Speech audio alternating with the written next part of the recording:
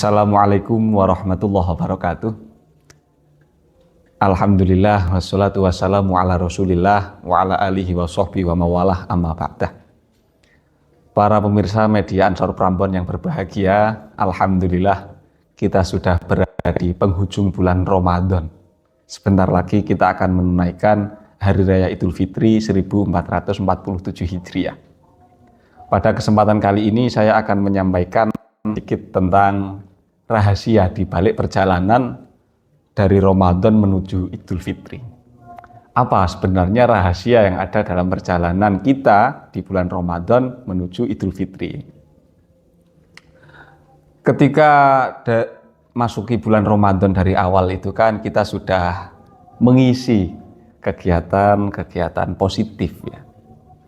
Baik ketika siang hari kita itu berpuasa, malamnya kita tadarusan, kita ngaji kitab, kita qiyamul lail, dan sorenya kita juga banyak mengisi dengan kegiatan-kegiatan sosial seperti bagi takjil, bagi THR atau bagi hampers dan lain sebagainya. Masih banyak amal-amal baik yang kita lakukan dari awal bulan Ramadan hingga saat ini. Itulah yang diajarkan oleh guru-guru kita kepada kita semua ya, mengisi bulan Ramadan dengan berbagai macam kebaikan, sehingga kita dapat mengamalkan apa yang disabdakan oleh Kanjeng Nabi Muhammad SAW dalam sebuah hadis, man soma Ramadhana imanan wahtisaban ghufira lahu ma taqaddama min dzambi. Hadis yang sangat populer ya.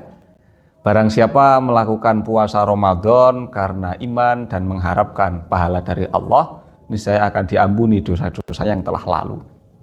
Lalu di lanjutannya itu disebutkan juga waman qoma Ramadhana imanan wahtisaban ghufira lahu ma taqaddama min dzambi.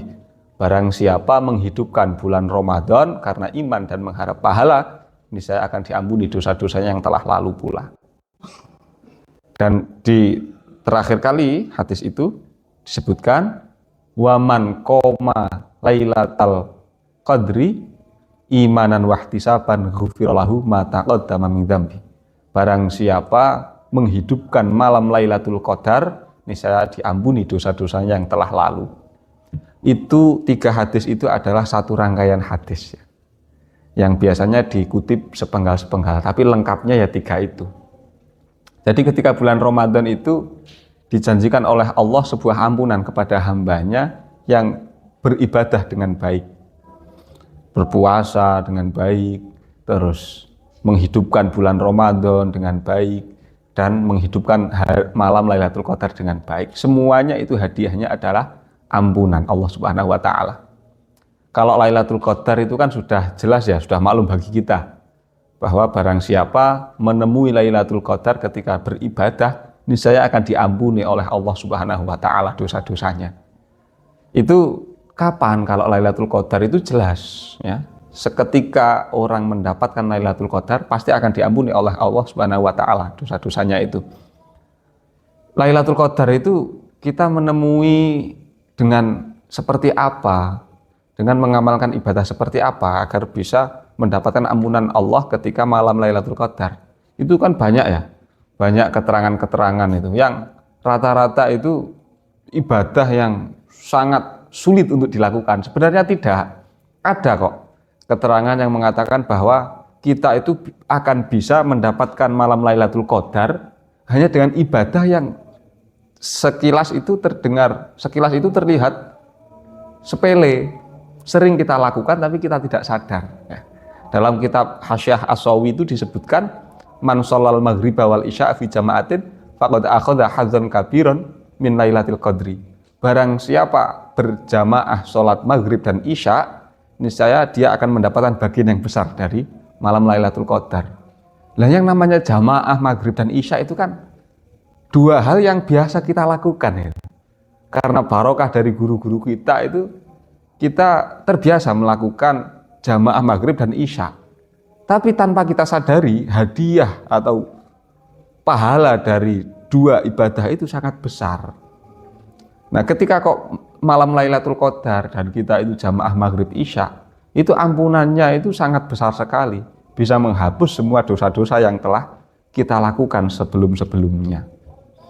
Jadi itu malam Lailatul Qadar bisa kita raih dengan usaha yang sekilas itu terlihat gampang, tapi pahalanya itu sangat besar.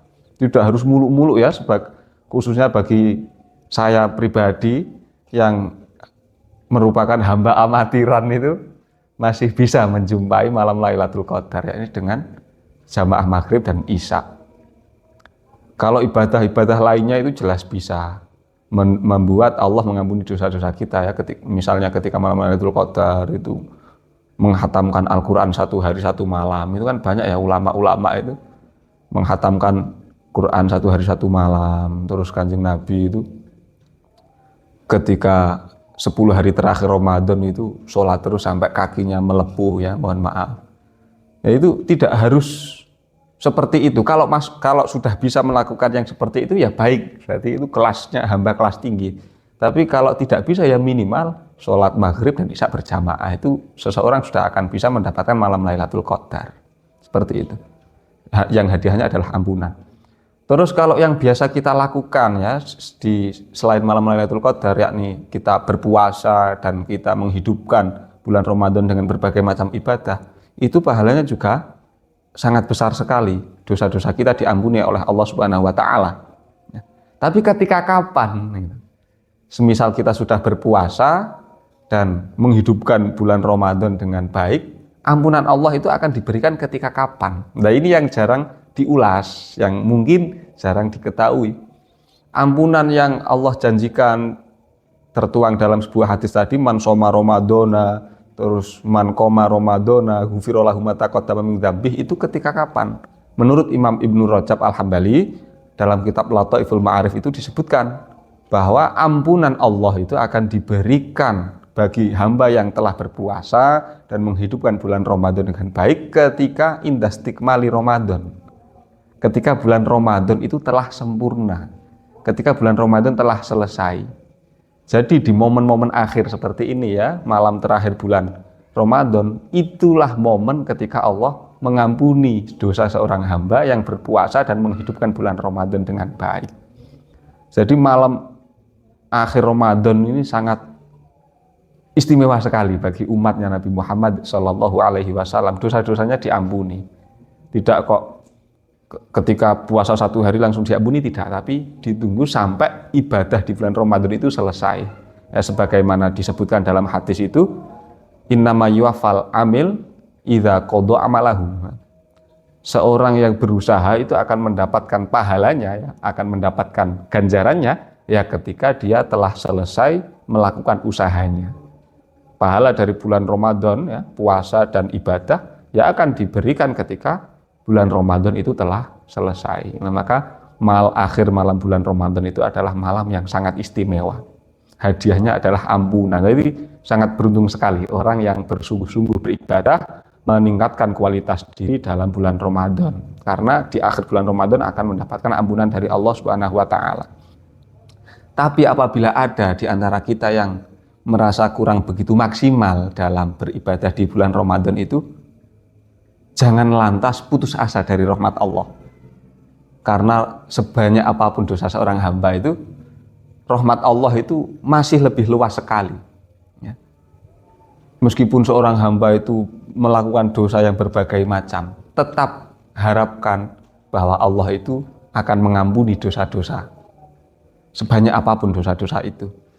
Dalam sebuah syair itu dikatakan, idza auja'at kadzunubu fadawiha bi rafiyatin fil laili wal lailu muslim.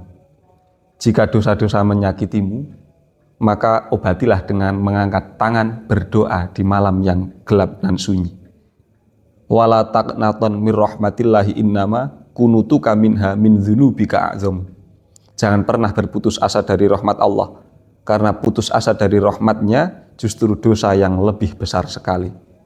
Farahmatuhu lil muhsinina karamah wa rahmatuhu lil muznibina takarrum. Rahmatnya bagi orang yang berbuat baik adalah kemuliaan, dan rahmatnya bagi para pendosa adalah kasih sayang. Jadi ketika ada orang itu berbuat baik, ya Allah memberikan kemuliaan kepadanya. Tapi ketika ada seorang hamba pendosa yang mau mengharapkan rahmat Allah, yang mau berusaha mendapatkan rahmat Allah, niscaya Allah akan memberikan rahmatnya sebagai bentuk kasih sayang. Nah, maka ketika kok bulan Ramadan itu kita rasa kurang begitu maksimal, ya panjatkan kepada Allah doa-doa agar kita diampuni oleh Allah Subhanahu wa taala. Karena dalam sebuah keterangan itu kan disebutkan innallaha li ibadihi arhamu min ummihim. Nisbat Allah kepada hambanya itu sangat lebih belas kasihan daripada ibunya sendiri. Jadi ketika seorang hamba punya ibu kan pasti ibunya itu sangat sayang terhadap anaknya itu ya. Nah, Allah itu kepada hambanya melebihi kasih sayang ibu kepada anaknya. Jadi kasih sayang Allah, rahmat Allah itu sangat luas sekali. Maka jangan sampai ya, dosa membuat kita berhenti mengharapkan rahmat dan ampunan dari Allah Subhanahu wa taala. Nah, oleh karenanya ketika masuk bulan Ramadan di akhir-akhir seperti ini ya, bagi orang yang sudah bersungguh-sungguh beribadah di bulan Ramadan ya, maka beruntung sekali. Dan bagi orang yang merasa kurang maksimal dalam meningkatkan kualitas diri dalam beribadah, itu ya panjatkan harapan, panjatkan doa agar dosa-dosa diampuni oleh Allah Subhanahu wa taala. Karena di akhir bulan Ramadan ini maghfirah, ampunan itu dilimpah ruahkan kepada hamba-hambanya. Nah, hingga akhirnya ketika di akhir bulan Ramadan itu kita sudah diampuni oleh Allah Subhanahu wa taala, kita akan terlahir suci kembali ketika memasuki hari raya Idul Fitri. Nah, sebagaimana diumpamakan oleh ulama bahwa yarji'u hadzal yauma qaumun kama waladathum ummahatuhum. Orang yang mendapatkan ampunan Allah di akhir bulan Ramadan kok memasuki hari raya Idul Fitri, niscaya seperti terlahir kembali. Kenapa seperti terlahir kembali? Karena yang namanya orang baru lahir itu pasti suci tanpa dosa. Kullu mauludin yuladu alal fitrah ya. Setiap orang yang dilahirkan itu pasti dilahirkan dalam keadaan suci. Nah, orang yang mendapatkan ampunan Allah di akhir bulan Ramadan itu adalah orang yang suci bersih tanpa dosa, seperti terlahir kembali. Inilah filosofi Idul Fitri. Idul Fitri kan secara harfiah maknanya adalah kembali suci. Itu maksudnya adalah momen di mana manusia itu kembali suci seperti semula, kembali ke fitrah awalnya, yakni suci tanpa dosa. Ya.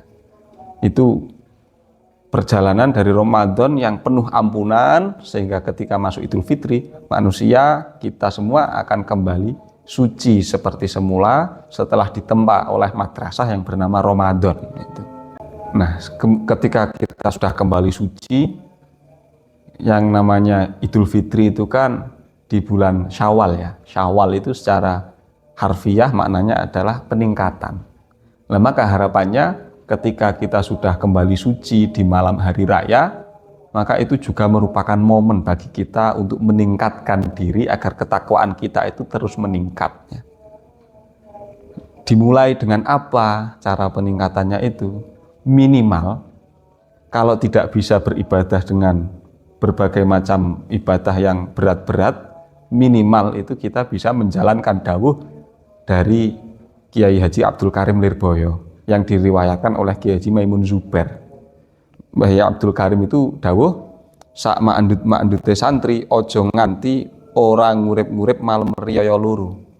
Kanthi salat ba'diyah isya 2 rakaat ditambah witir 1 rakaat. Supaya ati ora mati ing dalem dina akeh ati padha mati. Senakal-nakalnya santri seperti kita semua, jangan sampai tidak menghidupkan malam hari raya Idul Fitri minimal dengan sholat isya berjamaah, kemudian disusul dengan ba'diyah isya ya. Nah, senakal-nakalnya kita sebagai santri jangan sampai tidak menghidupkan malam hari raya Idul Fitri minimal dengan sholat ba'diyah isya disusul dengan witir 1 rakaat, itu batas minimal. harapannya agar hati kita semua itu tidak mati di saat banyak hati-hati sudah pada mati. Nah, maka harapannya semoga ketika kita sudah melewati perjalanan di bulan Ramadan yang penuh ampunan, kemudian kita memasuki tahap Hari Raya Idul Fitri, kita bisa kembali suci, dan di bulan Syawal ini semoga kita ketakwaannya semakin meningkat ya. Semoga amal ibadah kita diterima oleh Allah Subhanahu wa taala dan dosa-dosa kita diampuni sehingga kita bisa menjadi seperti terlahir kembali. Teriring doa, ja'alanallahu minal aidin wal faizin. Semoga Allah menjadikan kita semua sebagai orang-orang yang kembali suci dan orang-orang yang mendapatkan kebahagiaan dunia dan akhirat. Dari kami menyampaikan selamat Hari Raya Idul Fitri 1447 Hijriah. Taqabbalallahu minna wa minkum wa taqabbal ya karim. Assalamualaikum warahmatullahi wabarakatuh.